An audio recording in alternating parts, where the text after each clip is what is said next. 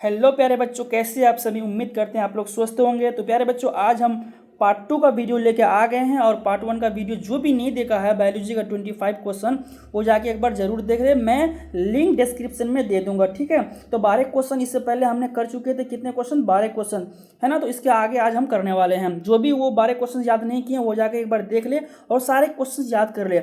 यहाँ से आपके 100% क्वेश्चन फंसने के चांसेस है। तो ये सब क्वेश्चन आपको बिल्कुल एकदम याद कर लेना है, एक भी क्वेश्चन को मिस नहीं करना है। सारे के सारे क्वेश्चन आपको क्या है, बोर्ड ओरिएंटेड है, ठीक है। तो सबके सब क्वेश्चन याद कर लेना आप लोगों को। चलिए क्वेश्चन की तरफ हम लोग बढ़ते हैं। तो हम लोग का क्वेश्चन नंबर 13 क्या कहता है प्यारे बच्चों, प्रजनन के दो मुख्य प्रकार कौन से हैं।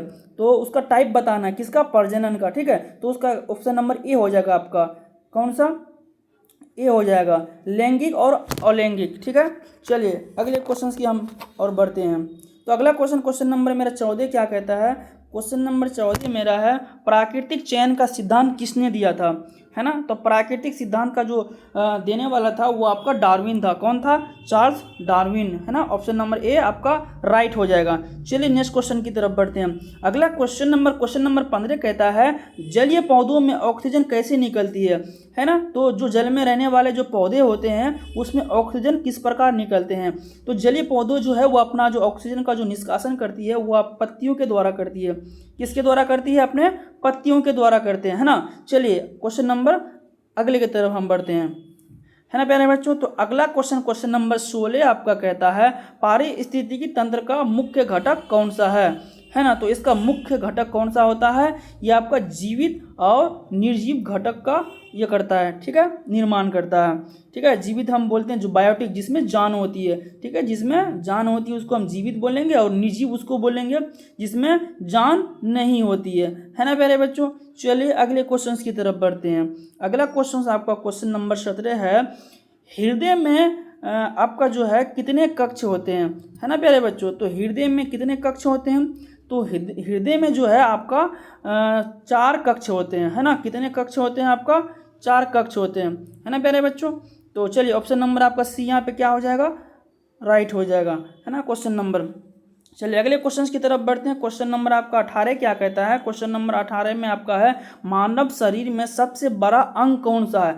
तो हमारा जो बॉडी है, जो हमारा बॉडी है उसके अंदर सबसे बड़ा जो अंग की बात करें, वो एक्सटर्नल अंग, बाहरी अंग की बात करें तो आपका क्या हो जाएगा, वो आपका त्वचा हो जाएगा, है ना, स्किन हो जाएगा। अगर वहीं आपसे अगर सवाल पूछ ले कि आंतरिक में सबसे बड़ा कौन सा हो जाएगा, तो आपका वहाँ राइट आंसर क्या हो जाएगा, उस टाइम आपका लीवर हो जाएगा। यकृत बोलते हैं हिंदी में, ठीक है प्यारे बच्चों। तो यकृत आपको लिवर टिक मारना है, सही ऑप्शन। लेकिन यहाँ पे आपको पूछा है क्या, मानव शरीर में सबसे बड़ा अंग कौन सा है। तो यहाँ पे आपका राइट आंसर त्वचा हो जाएगा। चलिए क्वेश्चन नंबर हम लोग अगले की तरफ बढ़ते हैं। क्वेश्चन नंबर मेरा अगला है, ऊर्जा का मुख्य स्रोत क्या है ना। तो ऊर्जा का जो मुख्य स्रोत जो होती है वो क्या होती है, वसा होती है, प्रोटीन, कार्बोहाइड्रेट। तो आपका राइट ऑप्शन कौन सा हो जाएगा, आपका कार्बोहाइड्रेट हो जाएगा। और कार्बोहाइड्रेट में हमको कहाँ से मिलती है, जब हम चावल खाते हैं ना प्यारे बच्चों, तो वहाँ से हमें क्या मिलती है, कार्बोहाइड्रेट ज़्यादा मात्रा में मिलती है, ठीक है। चलिए अगले क्वेश्चन की तरफ बढ़ते हैं। क्वेश्चन नंबर आपका 20 क्या कहता है। क्वेश्चन नंबर 20 है, कोशिका का नियंत्रण केंद्र कौन सा होता है ना। तो कोशिका का जो नियंत्रण होता है वो अपना जो कंट्रोल रखता है कोशिका, है ना। इंग्लिश में इसको हम सेल बोलेंगे, ये भी याद रखना है, ठीक है। तो इस नाभिक होती है, इसका सही ऑप्शन क्या हो जाएगा, नाभिक। इसको इंग्लिश हम न्यूक्लियस बोलते हैं। तो न्यूक्लियस जो होती है वो क्या होती है, आपका नियंत्रण केंद्र कहलाता है ना। क्या कहलाता है, नियंत्रण केंद्र कहलाता है, किसका, कोशिका का, है ना प्यारे बच्चों। चलिए क्वेश्चन नंबर हम अगले की तरफ बढ़ते हैं।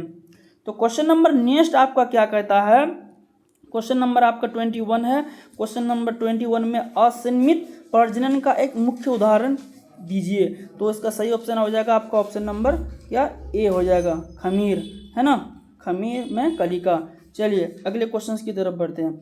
अगला क्वेश्चन नंबर 22 आपका कहता है, पौधों में वृद्धि के लिए कौन सा हार्मोन जिम्मेदार होता है, ठीक है। तो पौधा किस तरह से वृद्धि करती है, इसके लिए कौन सा हार्मोन आपका जिम्मेदार होता है। तो पौधों में ऑक्सिन एक क्या होती है, एक हार्मोन होती है जो क्या काम करता है, पौधों को वृद्धि करता है, ठीक है, उसमें आपका हेल्प करता है। चलिए अगले क्वेश्चन की हम बढ़ते हैं।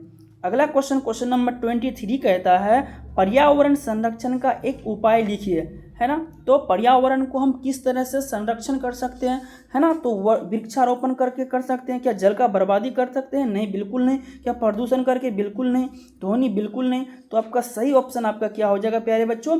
वृक्षारोपण करके, है ना। तो पर्यावरण आजकल धीरे धीरे क्या होती जा रही है, धीरे धीरे हम लोग का बहुत ज़्यादा दूषित होते जा रही है। तो हम लोग को इस दूषित को कम करने के लिए, है ना, इसी प्रकार ज़्यादा अगर प्रदूषण हो जाता है तो ओजोन एक लेयर होती है, ठीक है प्यारे बच्चों, तो वो ओजोन लेयर धीरे धीरे क्या होने लगती है, टूटने लगती है। इस वजह से हमें आजकल देखने को मिलती है कि कुछ ज़्यादा ही गर्मी के टाइम बहुत ज़्यादा ही गर्मी होने लगती है ना। तो वो सबसे बचने के लिए हमें क्या उपाय अपनाना पड़ेगा? तो उसको बचने के लिए हमें ज़्यादा से ज़्यादा क्या करना है?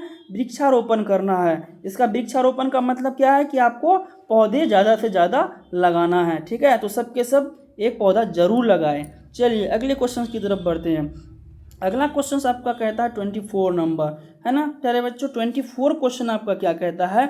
मानव में पाचन का प्रारंभ कहाँ से होता है ना। जैसे हम लोग कोई भी भोजन खाते हैं, ठीक है, भोजन जब भी हम लेते हैं तो वो आपका पाचन का जो प्रक्रिया होता है प्यारे बच्चों, वो आपका मुंह से ही क्या कर होना था, स्टार्ट हो जाता है ना। पाचन होना मुंह से ही शुरू हो जाती है। तो इसका राइट ऑप्शन आपका क्या? ऑप्शन नंबर बी हो जाएगा। चलिए और भी कुछ हम बता देते हैं इसके बारे में। तो मुंह से क्या हो जाती है, आपका पाचन स्टार्ट हो जाता है प्यारे बच्चों। उसके बाद आपका क्या होता है, उसके बाद आपका मुंह से क्या होती है, ये जैसे मान लो कोई है, ठीक है, इसका मुंह है, ठीक, तो फिगर पे मत जाइए, बस समझने पे जाइए। तो ये मान लो कोई मानव है, तो इसमें एक ग्रास नली लगा हुआ होता है, ठीक है। ये पहले मुंह में खाना आ जाएगा, उसके बाद ये ग्रास नली में आएगा, ग्रास नली के बाद ये पेट में आएगा, आपका पेट के अंदर ये छोटी आंत में जाती है, उसके बाद बड़ी आंत में जाती है। तो इस तरह से भोजन क्या होता है, आपका पाचन होता है, ठीक है। ये पाचन का क्या है, एक प्रक्रिया है।